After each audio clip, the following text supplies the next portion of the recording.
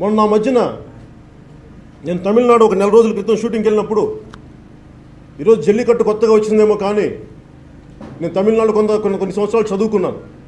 అక్కడ నాకు స్నేహితులు ఉన్నారు. వాళ్ళు నాకు చెప్పింది ఏంటంటే జల్లికట్టు అనేది చాలా పెద్ద గొడవ అవుతుందని చెప్పారు. నాకు అప్పుడు నాకు అర్థం కాలేదు. ఏంటంటే నాకు వాట్సాప్ గ్రూప్ చూపించారు, ఇవన్నీ సర్క్యులేట్ అవుతున్నాయి అంటే. నేను వాళ్ళు అడిగాను దేనికని. అడిగితే వాళ్ళు అన్నది ఒకటి, జయలలిత గారు చనిపోయినాక భారతీయ జనతా పార్టీ ప్రభుత్వం అక్కడ తమిళనాడు రాజకీయాలను శాసించటం, అక్కడ రాజకీయ నాయకులకి పార్టీలకి ఒప్పుకోగలిగారేమో కానీ, తప్పలేదేమో కానీ అక్కడ ఉన్న యువత కానీ ప్రజలకి అసలు ఇష్టం లేదు.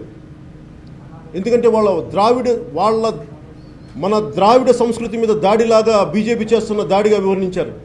అందుకని వాళ్ళ యువత నాకు ఆ సర్క్యులేషన్ చూపించారు. ఇది చాలా పెద్ద గొడవ అవుద్ది, నువ్వు చూసుకో ఒకసారి నీకు తెలుస్తుంది అన్నారు. ఈ రోజున జల్లికట్టు అనేది మీరు దయచేసి ప్రతి ఒక్కరూ అర్థం చేసుకోవాలి. జల్లికట్టు అనేది ఒక ఎద్దులని లొంగ తీసుకునే ప్రక్రియ కాదు. అది సంస్కృతిలో భాగం. ఎన్ని పక్కన పెడితే వాటన్నిటికంటే కూడా బీజేపీ మీద అక్కడ తమిళనాడు యువతకున్న కోపం అది. వాళ్ళు అలా చూపించారు బయటకు వచ్చి. వాళ్ళ నాయకులు వాళ్ళకి మద్దతు పలకలేకపోతుంటే, బీజేపీని ఎదిరించలేకపోతుంటే, తమిళనాడు రాజకీయాలను వాళ్ళు శాసిస్తుంటే ఆ కోపంతో వాళ్ళు బయటకు వచ్చారు. జల్లికట్టుని అలాగ చూడాలి, అది నిజంగా అర్థం చేసుకునే వాళ్ళకి అదే అని అర్థమవుతుంది.